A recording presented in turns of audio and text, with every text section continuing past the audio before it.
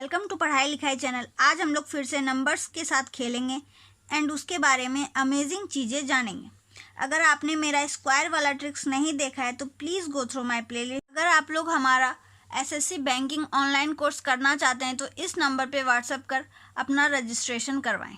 तो चलिए video start करते हैं। आज का हमारा नंबर है 11। जैसा कि हम लोग सब जानते हैं कि 11 एक प्राइम नंबर है। ठीक है, ये एक प्राइम नंबर है क्योंकि इसके प्राइम फैक्टर क्या क्या है।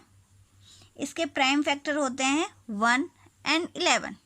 तो 11 एक प्राइम नंबर है।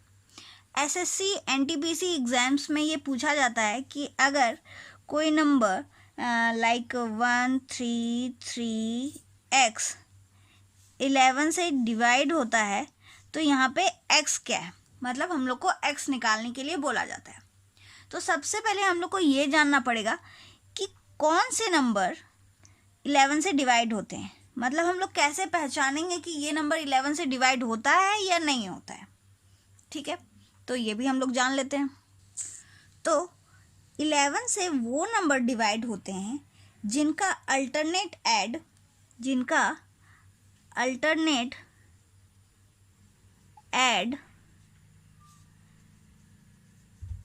एंड सब्सट्रैक्शन 0 या नहीं तो 11 हो। एग्जाम्पल से देख लेते हैं, हम लोग एग्जाम्पल से जान जाते हैं कैसे। जैसे कि हम लोग जानते हैं कि 1 to 1 11 का स्क्वायर होता है, मतलब ये 11 से डिवाइड हो सकता है। ठीक है, तो इसका अल्टरनेट ऐड देखिए, 1 and 1 ऐड करके कितना हुआ 2, और ये 2 क्योंकि इसके आगे तो कोई नंबर है नहीं तो इसका अल्टरनेट हम लोग ऐड करेंगे नहीं, तो ये 2। तो इन दोनों का ऐड 2 और ये 2 माइनस करके कितना हुआ 0। ठीक है, इसलिए ये नंबर 11 से डिवाइड होता है। एक और एग्जांपल हम लोग देख लेते हैं। जैसे 1331 हम लोग जानते हैं कि 11 का क्यूब होता है 1331। अब इसका अल्टरनेट ऐड देख लेते हैं हम लोग, 3 + 1 4 होता है। इसी तरह ये 3 और ये 1 4 होता है। इसका सब्सट्रैक्शन कितना होता है 0, मतलब 1331 भी 11 से डिवाइड होता है। ठीक है, नेक्स्ट एग्जाम्पल 47674 ये नंबर ले लेते हैं हम लोग। अब इसको हम लोग चेक कर लेते हैं कि ये 11 से डिवाइड हो रहा है या नहीं हो रहा है। तो जैसा हम लोग जानते हैं क्या करते हैं, हम लोग अल्टरनेट ऐड करते हैं।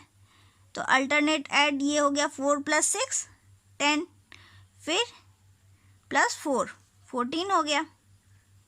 सेम 7 और ये 7 दोनों ऐड करके 14 हो गया। दोनों को सब्सट्रैक्ट करते हैं तो आंसर आता है हमारा 0। दैट मीन्स 47674 भी 11 से डिवाइड होगा। ठीक है, नेक्स्ट एक और नंबर ले लेते हैं। जैसे हमारा नंबर है 63437। अब ये नंबर 11 से डिवाइड है या नहीं, इसको हम लोग कैसे पहचानेंगे। सेम अल्टरनेट ऐड करते हैं हम लोग। जैसे ये 7 और 4 कितना हुआ 11, और +6 कितना हुआ 17, माइनस ये 3 एंड ये 3 कितना हुआ 6। इन दोनों का माइनस करके कितना आया 11। तो अभी हम लोग पढ़े थे, इससे पहले अभी हम लोग पढ़े कि 11 से वो नंबर डिवाइड होंगे जिनका ऐड एंड सब्सट्रैक्ट करके 0 या नहीं तो 11 है। ठीक है, दैट मीन्स 63437 भी 11 से डिवाइड होगा। अब हमारे पास क्वेश्चन ऐसा आता है एग्जाम्स में कि ऐसे दिया रहता है कि 6 3x 3 7 अगर 11 से डिवाइड हो सकता है तो x क्या है, मतलब हम लोग को x निकालना होता है। ठीक है, तो इसको हम लोग कैसे निकालेंगे। अभी हम लोग जाने कि ऐड एंड सब्सट्रैक्ट करके या तो 0 या तो 11 होना चाहिए। और अल्टरनेट, तो अल्टरनेट ऐड कर देते हैं। यहाँ हो जाएगा 7 + x उसके बाद +6, ठीक है। नेक्स्ट है हमारा अल्टरनेट 3 + 3, 3 + 3 माइनस करना होता है, माइनस कर दिए, इज इक्वल टू 11 कर देते हैं, ठीक है। अब हम लोग क्या करेंगे, ये 6 और ये 6 कैंसिल हो जाएगा, ठीक है। और ये x हो गया 11, 7 को इस साइड ले आएंगे, x इज इक्वल टू हमारा 4 आ जाएगा। इस टाइप से हम लोग x एग्ज़ाम में निकाल सकते हैं, ठीक है। अब और कुछ बातें 11 के बारे में हम लोग जान जाते हैं। जैसे हम लोग जानते हैं कि अगर हम लोग 11 का स्क्वायर करेंगे तो हमारा कितना आता है, 1 2 1। आप लोग स्क्वायर करके भी देख सकते हैं, जैसे 1 का स्क्वायर 1, फिर 1 × 1 × 2, यहाँ पे 2 आ गया, फिर 1 का स्क्वायर 1, तो 11 का स्क्वायर 1 2 1 होता है, ठीक है। अगर हमसे एग्ज़ाम में पूछा जाए कि 101 का स्क्वायर कितना होता है, अगर हमसे ये निकालने पूछा जाए तो सिंपल से हम लोग को क्या करना है कि इस 11 के बीच में हम लोग एक ज़ीरो इंक्लूड किए, इस 11 के बीच में एक ज़ीरो डालें, तो हम लोग को डिजिट के बीच में भी एक ज़ीरो डालना है। मतलब जैसे 1 है, यहाँ पे भी हम लोग 1 लिख लेंगे, एक ज़ीरो था तो डिजिट के बीच में एक ज़ीरो डाल देंगे, फिर 2 है हमारा तो यहाँ भी हम लोग 2 लिख लेंगे, फिर एक ज़ीरो था, एक ज़ीरो डाल लेंगे, फिर 1 है हमारा तो यहाँ पे 1 लिख लेंगे। दैट मीन्स 101 का स्क्वायर होगा हमारा 10201। इसी तरह अगर हमारे डिजिट के बीच 2 ज़ीरो हो, मतलब 1001 का स्क्वायर पूछा जाए, तो हम लोग क्या करेंगे, सेम डिजिट के बीच 2 ज़ीरो है तो हम लोग भी 2 ज़ीरो डालेंगे, जैसे 10020001। ये चीज़ मैंने इससे पहले की वीडियो में भी आप लोग को बताया था, ठीक है।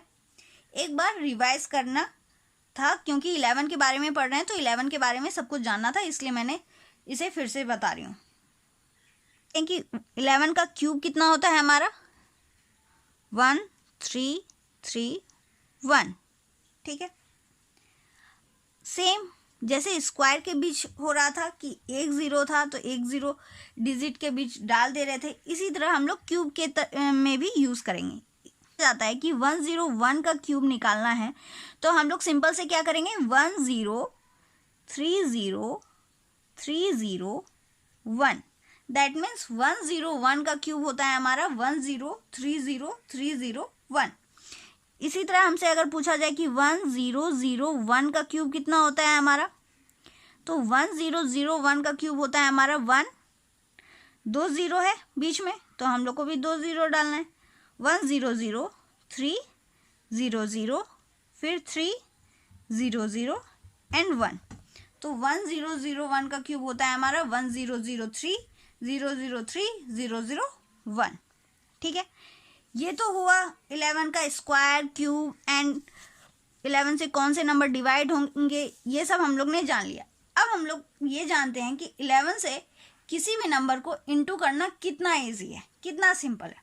देखिए अब हम लोग किसी भी नंबर को, चाहे वो कितना भी बड़ा नंबर हो, 11 से इंटू करेंगे एकदम चुटकियों में, ट्रिक से। अब हम लोग क्या करेंगे, 11 से किसी भी नंबर को इंटू करेंगे, वो भी एकदम इजी वे में। जैसे सिंपल से ही स्टार्ट करते हैं, 121 को हम लोग 11 से इंटू करते हैं, ठीक है।